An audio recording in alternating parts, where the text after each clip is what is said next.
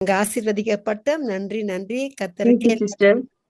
உண்டாவதாக மகிமையும் உண்டாவதாக. இப்பொழுது பாஸ்டர் ஞானப்பிரகாசம் அவர்களை வரவேற்பமாக கொழும்புல இருந்து. பாஸ்டர் பாஸ்டர் ஞானப்பிரகாசம் அவர்களே மியூட்ல இருக்கிறீங்க, அன்மியூட் பண்ணுங்க. பாஸ்டர் மியூட்ல இருக்கிறாங்க. பாஸ்டர்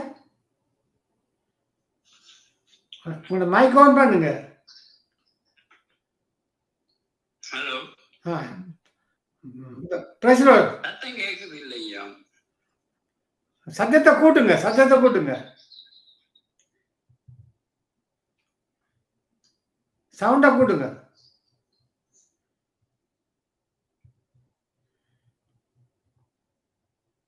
பாஸ்டர் இப்ப கதைங்க.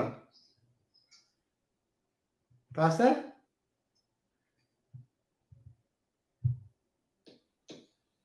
நன்றி. சத்தம் பெரிய பாஸ்டர். ஹலோ, இப்ப கேக்குது. சத்தம் குறைவா இருக்கு பாஸ்டர். சத்தம் கேக்குது இல்ல எனக்கு. நான் கேட்க இல்லையா? அப்ப நான் ஸ்டார்ட் பண்ணவா? கொடுங்க வாங்க. நீங்க செய்தியா கொடுங்க. நீங்க செய்தியா கொடுங்க பாஸ்டர். ஸ்டார்ட் பண்ணவா? ஓம் ஓம் ஓம் ஸ்டார்ட் பண்ணுங்க. எனக்கு கேட்கல, பரவாயில்ல. ஒரு சிறிய ஜெபத்தோட ஆரம்பிப்போம். அன்பின் பரலோக தகப்பனே, சுவாமி, இந்த நாளிலும் கூட நித்திய வெளிச்ச நேரத்தோடு இணைந்து கொள்ள இந்த இன்டர்நெட்ல நீர் செய்த உதவிக்காய் கோடான ஒழித்துவசனம் ஆடவரை நீண்ட நாட்களுக்கு பிறகு அவருடைய சத்தத்தை கேட்பதற்கு நீர் கொடுத்த தயவுக்காக கோடான ஓடி தோஸ்திரம் தோஸ்திரம் தோஸ்திரம் சுவாமி. ஊழியத்தலை கையிட்டு செய்கின்ற ஒவ்வொருவரையும் சுவாமி உமது பாத்திர வைக்கிறேன். ஆசீர்வதிங்க. உங்களுடைய பக்தனாலேயோ பராக்கிரமத்தினாலேயோ செல்வாக்கினாலேயோ சுவாமி இந்த காரியங்களை எங்களால் செய்ய முடியாது. எனவே இந்த நாளிலும் என்னை அழைத்து அவர்களோடு இணைத்துக் கொண்ட மூத்த ஊழியராகியது மகேந்திரன் ஐயாவை ஆசீர்வதிங்க. ஒவ்வொருவரையும் தட்டி எழுப்பவனமாக கூப்பிட்டு அவர்களோடு இந்த இன்டர்நெட்ல சேர செய்கின்றதற்காக கோடான கோடி தோஸ்திரம் சுவாமி. அதவனமாக சகோதரன் லெஸ்லி ஐயாவையும் அவருடைய பாரியாரையும் அவருடைய ஒவ்வொரு இனத்தாரையும் ஒவ்வொரு ஊழியகாரிகளும் அவர்கள் கையோடு இணைந்து இந்த காரியத்தை செய்ய முன்னிருக்கிறவர்களை ஆசீர்வதிங்க. இயற்கை செயற்கைகளுடன் ஆசா மோசங்கள் ஒன்றும் அதுவரை இன்றைய நாளில் தடை செய்யாதபடி சுவாமி உமது ஆசீர்வாதங்களினாலே இன்றைக்கும் ஆரம்பம் முதல் முடியும் வரை ஐயா இது செய்கின்ற ஒவ்வொரு காரியத்தையும் ஆசீர்வதிங்கள் என்று சொல்லி இந்த வழியில கெஞ்சி நிற்கிறேன் சுவாமி.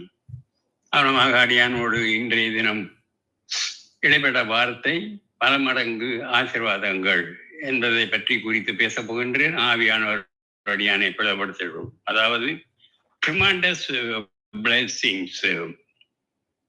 அவர் ஆபிரகாமை வெளியே அழைத்து நீ வானத்தை அண்ணாந்து பார்த்து நட்சத்திரங்களை எண்ண உன்னாலே கூடுமே ஆனால் அவைகளை எண்ண என்று சொல்லி பின்பு அவனை நோக்கி உன் சந்ததி இவ்வளமாக இருக்கும் என்று வேதத்தில் எழுதப்பட்டிருக்கிறது. அதாவது ஆதியாகமம் 15வது அதிகாரத்தில் 5வது வசனத்திலே இவ்வளமாக எழுதப்பட்டு இருக்கின்றது. கர்த்தர் நம்மை ஆசீர்வதிக்கிறவர், பல ஆயிரம் மடங்காய் பெருக செய்கிறவர். கையின் பிரயாசங்களையும் அவர் ஆசீர்வதிப்பார், ஆவிக்குரிய முயற்சிகளையும் அவர் ஆசீர்வதிப்பார், நித்தியத்துக்குரிய சுதந்திரங்களையும் தந்து எங்களை ஆசீர்வதிப்பார். சிருஷ்டிப்பின் வேலையை கர்த்தர் முடித்த உடனே முதலில் செய்தது ஆபிரகாம் ஏவாளையும் ஆசீர்வதித்ததுதான்.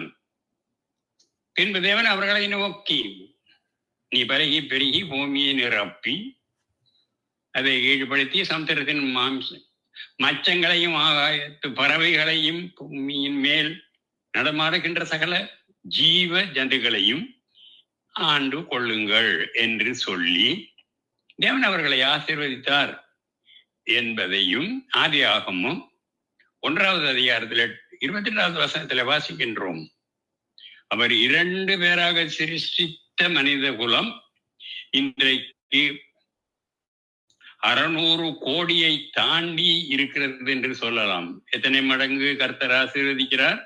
இஸ்ரவேலை ஆசீர்வதிப்பதே கர்த்தருக்கு பிரியமானதாக இருக்கிறது என்பதையும் வேதம் குறிப்பிடுகிறது.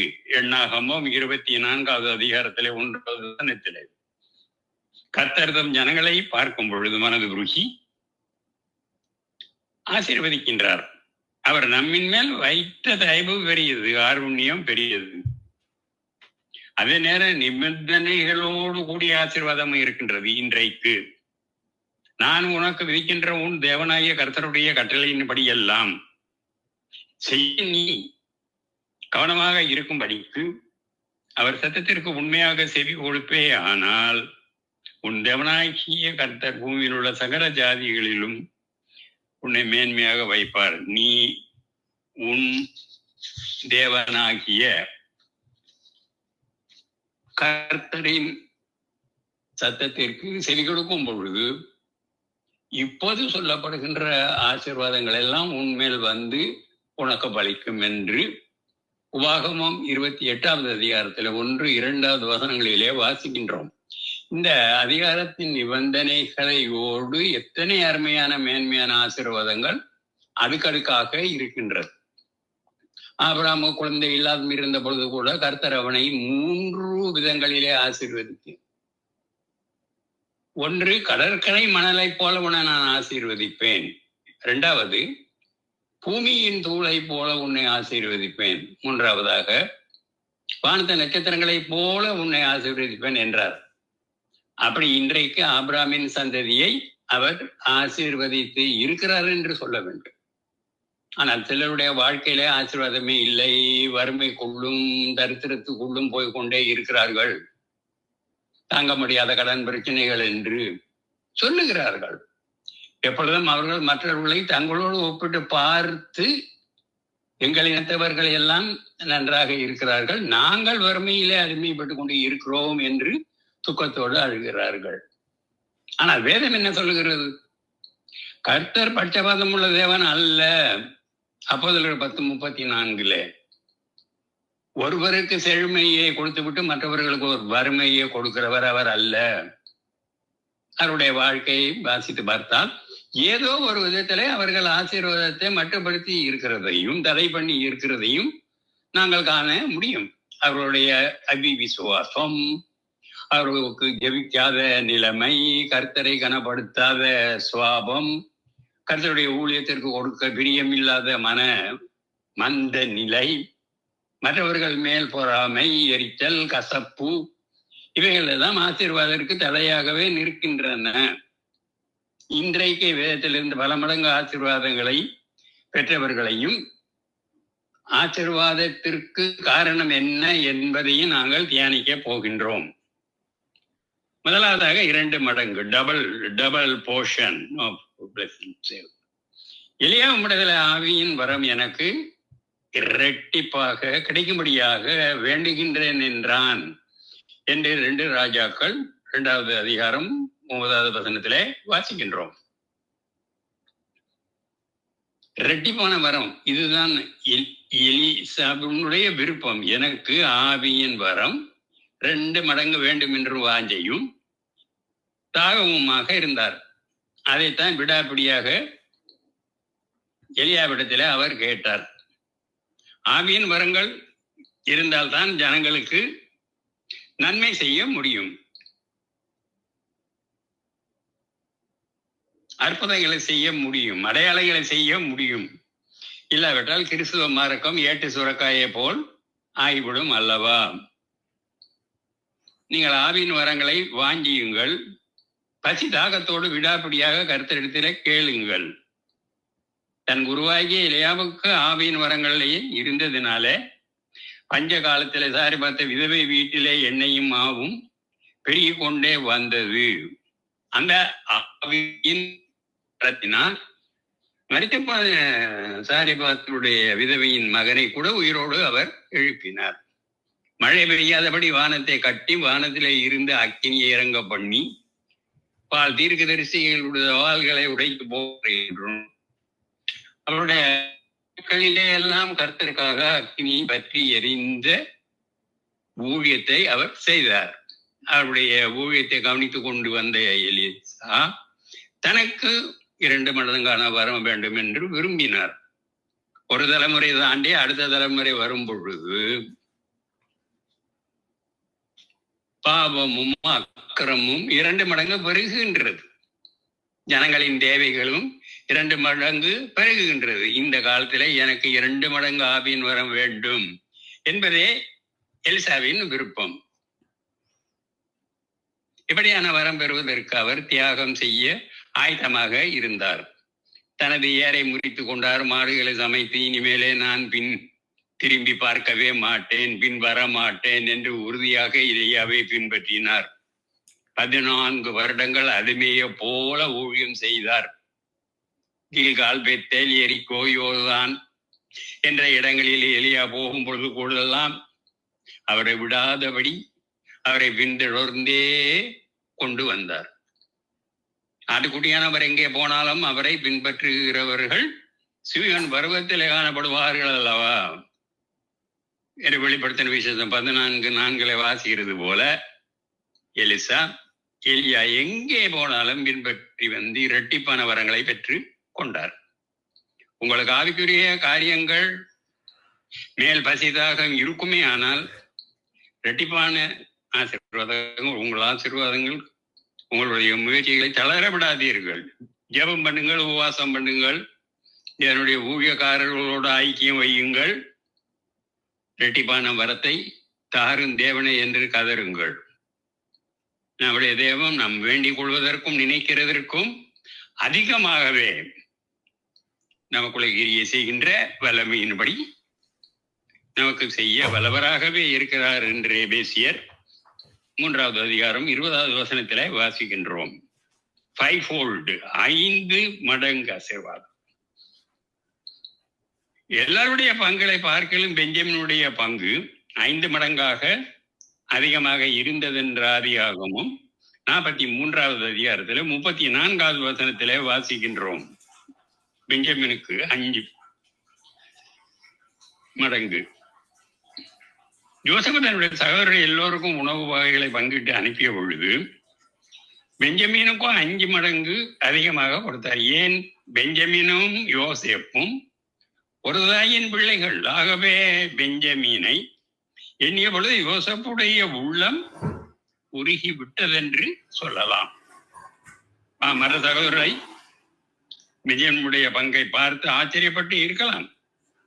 தாவீது ராஜா சொல்லுகிறார், கர்த்தர் என் சுதந்திரம், என் பாத்திரத்தின் பங்குமானவர். என் சுதந்திரத்தை தேவரை காப்பாற்றுகிறீர். நேர்த்தியான இடங்களிலே எனக்கு பங்கு கிடைத்தது.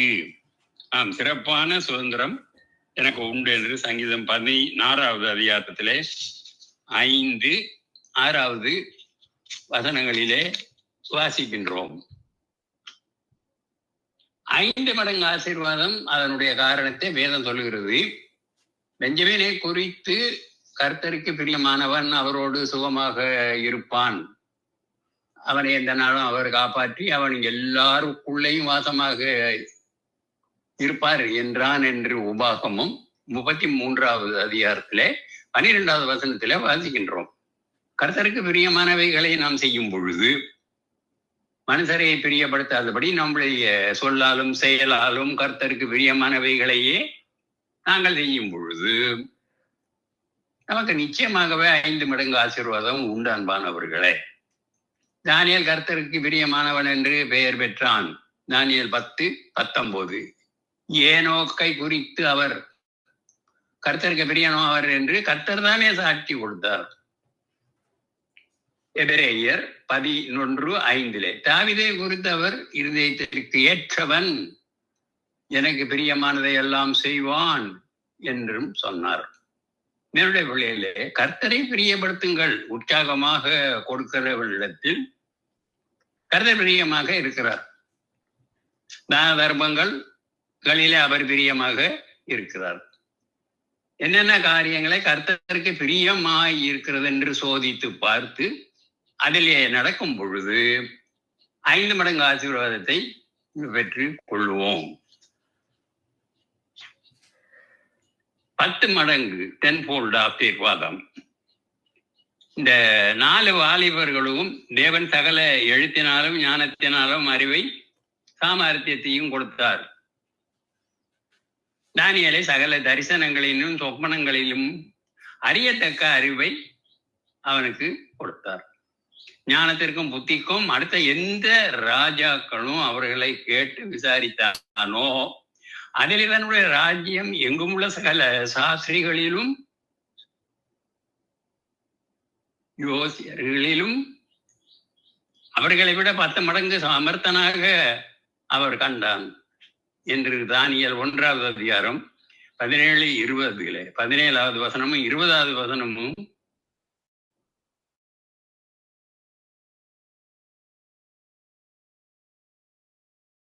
மேசத்தை வைத்து என்று தீர்மானங்களை எடுத்து பிரதிச்சனை செய்தவர்களாக வாழ்ந்தார்கள். ஆகவே கர்த்தர் 10 மடங்கு ஞானத்தை அவர்களுக்கு கொடுத்தார். தானியேல் தீர்மானித்ததை பாருங்கள். தானியேல் ராஜாவினுடைய போஜனத்தையும் அவருடைய பானத்தையும் திராட்சை ரசத்தையும் தன்னை தீட்டுப்படுத்தலாகாதென்று தன் இருதயத்திலே தீர்மானம் பண்ணி கொண்டு தன்னை தீட்டுப்படுத்தாதபடி பிரதானிகள் தலைவனிடத்திலே வேண்டிக் கொண்டார்கள் என்றும் தானியேல் 1:8 வாசிக்கின்றதை மறந்து விடாதீர்கள்.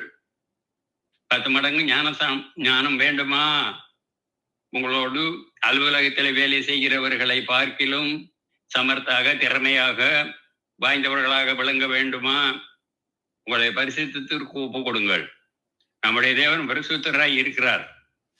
அவருடைய பிள்ளைகளாக இருக்கின்ற நாம் எவ்வளவு பரிசுத்தம் உள்ளவர்களாக இருக்கின்றோம். 4வதாக 100 மடங்கு ஆசீர்வாதம், 100-fold blessings. ஈசாக்கு அந்த தேசத்திலே விதைத்தான் என்றும் கர்த்தரப்பனை ஆசீர்வதித்ததினாலே அந்த வருஷத்திலே 100 மடங்கு பலன் அடைந்தான் என்று வேதம் சொல்லுகின்றது. ஆதியாகமம் 26:12 வசனத்திலே 100 என்பது பூரணத்தின் எண். அது ஒரு மனுஷனுக்கு பிரயாசத்தையும் பூரணத்தையும் தரும். ஈசாக்கு பிரயாசப்பட்டு விதைத்த நல்ல நிலத்தில் விழுகின்ற விதை 30, 60, 100 பலனை தந்து என்று மத்திய 13:8 வாசிக்கின்றோம். ஈசாக்கை கர்த்தர் ஆசீர்வதித்த பொழுது 30ஆக 60ஆக அல்ல அன்பானவர்களே, சம்பூர்ணமாகவே 100க்கு 100 கொடுத்து ஆசீர்வதித்தார். ஆதியாகமம் 26ஆம் அதிகாரத்தில் ஈசாக்கு மிக பெரியவனானான் என்றும் அவருடைய ஆட்டு மந்தைகளும் மாட்டு மந்தைகளும் அநேக பணிவிடைக்காரர்களும் இருந்ததினால புறஜாதியினர் அவர்கள் மேல் பொறாமை கொண்டார்கள் என்றும் நாம் வாசித்ததை அறியலாம். இதுதான் 100 மடங்கு ஆசீர்வாதம். 5000 மடங்கு, அதாவது 1000 மடங்கு. 5வதாக 1000-fold blessings. நீங்கள் எப்பொழுது இருக்கிறதை பார்க்கலும் 1000 மடங்கு அதிகரிக்கும்படியாக உங்கள் பிதாக்களாகிய தேவன் கர்த்தர் உங்களை அவர் சொல்லியபடியே உங்களை ஆசீர்வதிப்பாராக என்று உபாகமம் 1வது அதிகாரத்திலே 11வது வசனத்திலே வாசிக்கின்றோம். இஸ்ரவேலுக்கு இந்த ஆசீர்வாதத்தை மோசே கோரினார். அன்றைக்கு அவர்கள் எழுதியுள்ளபடியினால மாம்சத்தின்படியான இஸ்ரவேலராக இருந்தார்கள். புதிய ஏற்பாட்டிலே நாமோ ஆவிக்குரிய இஸ்ரவேலராக இருக்கின்றோம். ஆபிரகாமின் சுதந்திரங்களும் கிறிஸ்துடைய சுதந்திரங்களும் இயேசுவை ஏற்றுக்கொண்ட தேவனுடைய பிள்ளைகளாகிய நமக்கு நிச்சயமாகவே இந்த காரியம் உண்டு. இயேசுவின் இரத்தத்தினாலே மீட்கப்பட்டு ரட்சிக்கப்பட்டு ஒவ்வொரு தேவனுடைய பிள்ளைகளுக்கு ஆவிக்குரிய இஸ்ரவேலர் என்று சொல்லலாம். இஸ்ரவேல் என்ற வார்த்தைக்கு தேவனோடு போராடி மேற்கொள்கிறவன் என்ற அர்த்தம். இஸ்ரவேலர் என்று சொன்னால் தேவனுடைய பிரபுகள் என்று அர்த்தமாகிறது. 6வதாக கோடாகோடி மடங்கு, அதாவது million-fold blessings. ரெபேக்காலை வாழ்த்தி, எங்களுடைய சகோதரியே, நீ கோடா கோடியாக பெருகுவாயாக, உன் சந்ததியார் தங்கள் பகைஞர்களை வாசல்களை சுதந்தித்துக் கொள்வாராக என்று ஆசீர்வதித்தார்கள் என்ற ஆதியாகமம் 24வது அதிகாரத்திலே 60வது வசனத்திலே வாசிக்கின்றோம். ரெபேக்காள் ஈசாக்குக்கு மனைவியாக போகிறாள். அந்த ரெபேக்காளை அவனுடைய குடும்பத்தினர் வாழ்த்தி ஆசீர்வதிக்கும் போது 2 மடங்கு, 5 மடங்கு, 10 மடங்கு அல்ல, கோடா கோடி மடங்கு என்று ஆசீர்வதித்ததை பார்க்கின்றோம். மணவாட்டிக்கு கோடான கோடி மடங்கு ஆசீர்வாதம். கிறிஸ்து நம்முடைய ஆத்ம மணவாளனாக இருக்கிறார். சபையானது அவருடைய மணவாட்டியாக இருக்கிறது. அப்போஸ்தலனாகிய பவுல், உங்களை கிறிஸ்து என்னும் ஒரே புருஷனுக்கு ஒப்பு கொடுங்க, நியமித்தபடினாலே உங்களுக்காக தேவ வைராக்கியமான வைராக்கியங்கள் நான் கொண்டு இருக்கிறேன் என்று எழுதுகிறார். 2 கொரிந்தியர் 11:2 என்று எழுதி இருக்கின்றார். தேவ சமூகத்திலே கரைதிரைகள் மாசற்ற மனவாட்டியாக விளங்க வேண்டும். ஆட்டுக்குட்டியானவருடைய கல்யாணம் வந்தது, அவருடைய மனைவி தன்னை ஆயத்தப்படுத்தினாள் என்று வெளிப்படுத்தின விசேஷம் 19வது அதிகாரத்திலே 7, 8, 9வது வசனத்திலே வாசிக்கின்றோம். சுத்திகரிப்பினாலும் ஆராதனையினாலும் நம்மை ஆயத்தப்படுத்தும் பொழுது நிச்சயமாகவே கோடா கோடி மடங்கு ஆசீர்வாதமால் நாங்கள் ஆசீர்வதிக்கப்படுவோம். வானத்தின் பலகணிகள் திறந்து அளவு என் ஆலயத்தில் ஆகாரம் உண்டாகி இருக்கும்படியாக தசம பாகங்களை எல்லாம் பண்டக சாலையிலே கொண்டு வாருங்கள். அப்பொழுது நான் வானத்தின் பலகணிகளை திறந்து இடம் கொள்ளாமல் போகும் மட்டும் உங்கள் மேல் ஆசீர்வாதத்தை வருஷிக்க மாட்டேனோ என்று, அதனாலே நீங்க என்னை சோதித்து பாருங்கள் என்று சேனையில் கர்த்தர் சொல்லுகிறார் என்பதை நாங்கள் மல்கியா 3வது அதிகாரம் 10வது வசனத்தில் வாசிக்கிறதை மறந்து போக மாட்டோம். குமாரனாகிய கிறிஸ்துவுக்கு பிதா அபிஷேகத்தை ஊற்றும் பொழுது அவருக்கு தமது ஆவியை அளவில்லாமல் கொடுத்தார் என்று, ஆவியை அளவில்லாமல் கொடுத்தார் என்று யோவான் 3வது அதிகாரம் 34வது வசனத்திலே வாசிக்கின்றோம். தேவகுமாரனாகிய இயேசு அதே அளவின்படியும் அதற்கு மேலும் நம்மை ஆசீர்வதிக்க சித்தம் கொண்டு இருக்கிறார். அவர் நம்மை பார்த்து அன்போடு சொல்லுகிறார், மெய்யாகவே மெய்யாகவே நான் உங்களுக்கு சொல்லுகிறேன், நான் என் பிதாவிடத்தில் போகின்றபடியினால என்னை விசுவசிக்கிறவன் அவன் நான் செய்கின்ற காரியத்தை தானும் செய்வான் என்றும் இவைகளை பார்க்கிலும் பெரிய காரியங்களை செய்வான் என்று வேதம் சொல்கிறது. யோவான் 14:12வது வசனத்திலே. எப்பேற்பட்ட ஒரு நம்பிக்கையை எங்கள் மேல் அவர் வைத்திருக்கார் அன்பானவர்களே. இன்றைக்கு அந்த அளவற்ற அபிஷேகத்தை நாங்கள் நிரப்ப போகிறோம் என்று சொல்வோமாக. கர்த்தரால் ஆசீர்வாதம் பெற்ற சந்ததி, அதாவது எசாயா 61வது அதிகாரம் 9வது வசனத்திலே, அவர் சந்ததியானது ஜாதிகளின் நடுவிலும் அவர்கள் சந்தானங்களான ஜனங்கள் நடுவிலும் அறியப்பட்டிருக்கும் என்றும், அவர்களை பார்க்கிறவர்கள் யாவரும் அவர்கள் கர்த்தரால் ஆசீர்வாதம் பெற்றவர்கள், ஆசீர்வாதம் பெற்ற சந்ததி என்று அறிந்து கொள்வார்கள் என்று எசாயா 61:9வது வசனத்தில் வாசிக்கின்றோம். உலக ஆசை, மாம்ச இச்சைகள், வேண்டாத சிநேகிதங்கள், இவைகளை எல்லாம் இன்று நாம் உதறி தள்ளிவிட்டு இவ்விதமாக மேலான ஒரு தெய்வீக அனுபவத்தை நாடி தேடுவோமா? நம்முடைய வாழ்க்கையில ஆண்டவரை பின்பற்றுவதில எவ்வளவு குறைவுகள் இருக்கின்றன, அவைகளை எல்லாம் ஒவ்வொன்றாக நம்மை விட்டு அப்புறப்படுத்துவோம். அதற்கு பதிலாக ஆண்டவரை உறுதியாக அண்டிக் கொள்வோம். எசேக்கியேல் 18:9 வாசிக்கின்றோம். ஆபிரகாமை ஆசீர்வதித்த ஆண்டவர் நம்மையும் சந்தித்து சந்தித்து சந்ததியாக தேவ பக்தி உள்ள சந்ததியாக நிச்சயமாகவே மாற்றுவார் என்று மல்கியா 2வது அதிகாரம் 15வது வசனத்திலே வாசிக்கின்றோம் என்று ஒரு சிறிய ஜெபத்தோடு என் செய்தியை முடிக்கின்றேன். அன்புள்ள தெய்வமே, உனக்கு பிரியமான ஒரு தெய்வீக சந்ததியாக இவ்வுலகத்துல வாழ்வது எத்தனை ஒரு பெரிய காரியம், பெரிய சிலாக்கியம். எங்களுடைய குடும்பத்திலே ஒவ்வொருவரையும் ஆண்டவரே உம்முடைய காரியத்திற்கு இழுத்து கொண்டு போங்க. உமக்கு பிரியமாக பயபக்தியாக வாழ எங்களுக்கு அருள் தாரும் சுவாமி. இந்த சிலாக்கியத்தை இன்று முதல் எங்களுக்கும் எங்கள் குடும்பத்திற்கும் கூட நீர் தர வாஞ்ச உள்ளவராக இருக்கிறபடினால் உமக்கு நன்றி. கோடான ஓடி தோஸ்திரம். இயேசுவின் நாமத்தில் ஆமேன் என்று சொல்வதோடு சங்கம வானொலியின் ஊடாக இந்த வார்த்தைகளை கேட்கிற புறஜாதி ஜனங்களையும் ரட்சிப்புக்குள் கொண்டு வர வேண்டும். ரட்சிக்கப்படாதவர்கள் ரட்சிக்கப்பட வேண்டும். நீரே அவர்களுக்கு இந்த ஆசீர்வாதத்தை கொடுக்க வேண்டும். நீர் அவனமாக அருள் பெருகபடினால் சுவாமி உமக்கு தோசரம் தோசரம் தோசரம் செய்கின்றோம். நீரே எங்களோடு இருந்து வழி நடத்தும் என்று தாழ்மையுடன் கெஞ்சி கேட்கின்றோம். இயேசுவின் இனிய நாமத்தில் பிதாவே ஆமேன் என்று சொல்லி உங்களிடத்துல மறுபடியும் சந்திக்கும் வரை விடை பெறுகின்றேன். ஆமேன். இன்றைக்கு உங்களோடு பேசியதற்கு கோடான கோடி தோசரம் தேவனுக்கு செலுத்துகிறேன். ஆமேன், ஆமேன், ஆமேன், ஆமேன்.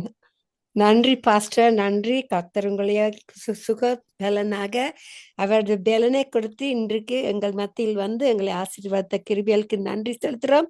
உங்களுக்கு நாங்க தொடர்ந்து ஜெபிப்போம். கர்த்தர் உங்களை சுகம் பலனாக கொண்டு எங்கள் மத்தியில் நிறுத்தி வைத்த கிருபைகளுக்கு நன்றி. உங்களோட ஆசீர்வாதமான வார்த்தைகளுக்கு நன்றி.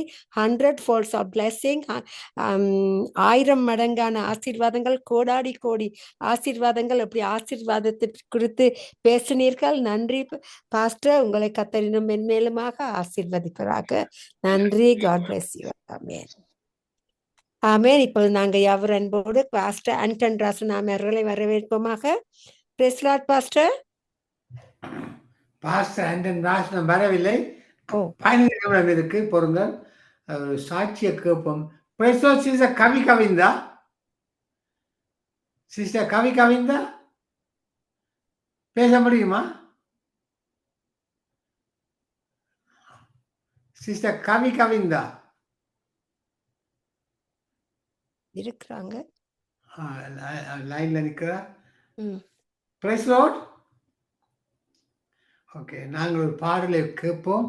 லெசி பிரதர் பாஸ்டர் ஆண்டன் ராசன் அழைப்பார்கள். பாடலை கேட்போமா? ஆமென், ஆமென், ஆமென், ஆமென்.